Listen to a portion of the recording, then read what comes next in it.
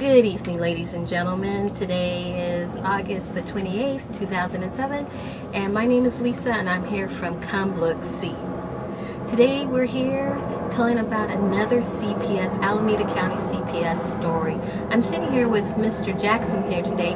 He has a horrific story to tell about Alameda Child Protective Services taking his little girl. Mr. Jackson, how are you doing today? You're doing fine? Okay, where are you from? I'm from Chicago, Illinois. And when did you get here? I got here this morning early. Can you tell us why you're here? I'm here because my intentions were to come here and get custody of my daughter to get out of an unstable environment. Can you tell me, give me a little background about your CPS story? Okay, well, me and the mother of Ayana met in 1999. We were together, everything was going fine. Mm-hmm. She got pregnant, and we were making plans on staying in Chicago, raising our daughter.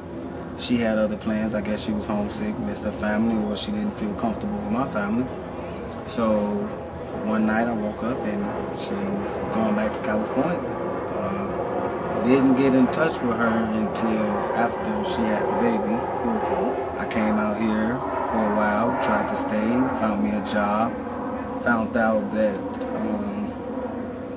the mother is kind of manipulative, goes on with lies, just falsified everything, and we were living from house to house to house, and until I couldn't take it, and it would have been better for her to stay here because she has family members. I don't know anybody out here, so I had to go back and get back on my feet to even try to take care of her. And that was to go back to Chicago? Yeah, and to get a job and to send her as much money as I can, but it was hard to even try to stay in contact with her because she was bouncing from household to household. I see. Okay, so how did CPS get involved in this? Well, my understanding is that one of her family members kept calling CPS saying that she was not stable, saying that she was not fit to raise Ayana. I never saw that, but... And who was that family member, do you know? I think it was her grandmother, I want to say. Do you know what her grandmother's name is? No, I don't know her grandmother's name. I see. Okay, and so they took your daughter away, Ayana? Yeah, they told Esperanza that she was in trouble, and Esperanza, instead of facing them and telling them that she's doing nothing wrong, she kind of went overboard and tried to put my daughter up for adoption. She tried to sign her over guardianship to some other person so she would take the blame. I see. So she was having some problems parenting, it sounds like, or something. But is Esperanza on drugs? No. Is she alcoholic? Any vices like that? No type of alcohol abuse. She's clean from my point. Everything I know about her, she's never done any drugs, never the mental type. No mental illness? Nothing. Nothing like that? She's perfectly fine. There's nothing wrong with her. And so now, bring us up to date, up to speed on this. So did Esperanza ever get, so CPS took her, the baby, your daughter? Yeah, she took her away, and I found out that she had another baby, Christian. Okay. Ayana and Christian are very close. I see. Ayana knows that's her little sister. Ayana loves her. I love Christian too. She's part of the family. She's Ayana's sister, so I have to be able to give her love too. So they took them from her, asked her to do some parenting classes, asked her to go to a therapist because they thought she had mental illness, which she doesn't. She's suitable to take care of those kids, but I guess that's their way of evaluating a parent. Did she go? She did go? No, they kept sending me letters saying she was inconsistent.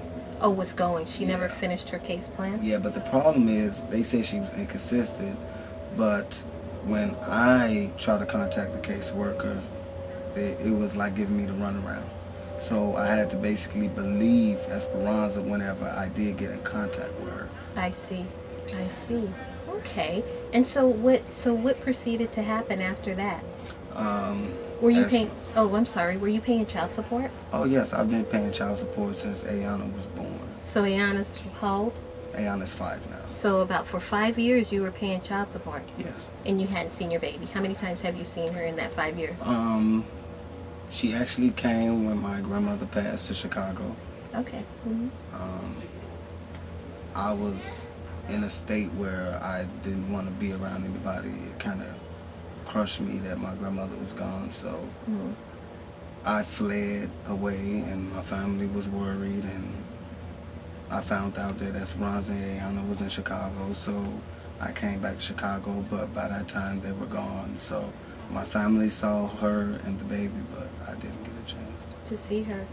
No. Okay, so you only seen her maybe one time in this whole span of 5 years, 1 or 2 times? Yeah. Okay, so now getting us caught up to today, it sounds like your baby's mom was going through the system, and she was they unjustly took the kids away from her, yes. And her Aunt Kathy now has the kids, some yes, relative. She's the guardianship, but she's going for adoption. Is that what's going on, or what's? Yes, she's going up for adopting the kids. I think Esperanza is for it.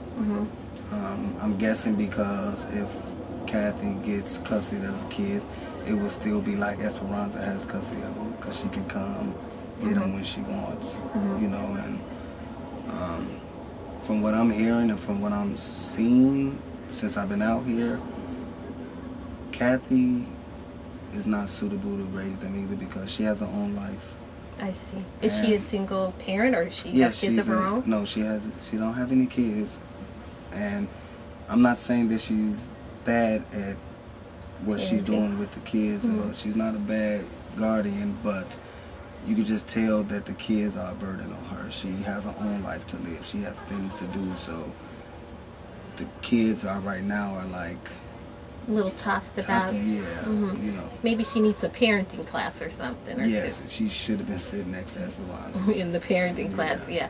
I can understand that. So let me recap this. So you haven't seen your kid you only seen your kid, but in the span for about from the time I was here in California after she was born. I came up here. I tried to get a job. We moved from household to household. I finally got a job, but the people we were living with were not too into Esperanza, and she was getting caught up in the web of lies she made and couldn't keep up with it. And they said they didn't have a problem with me, but I didn't feel comfortable. My baby's mother and my daughter is somewhere else, and I'm in a comfortable environment, so I just thought the best thing to do is to take them back to Chicago. She told me that it was a good idea. She told me to go get an apartment, get a job. I did it.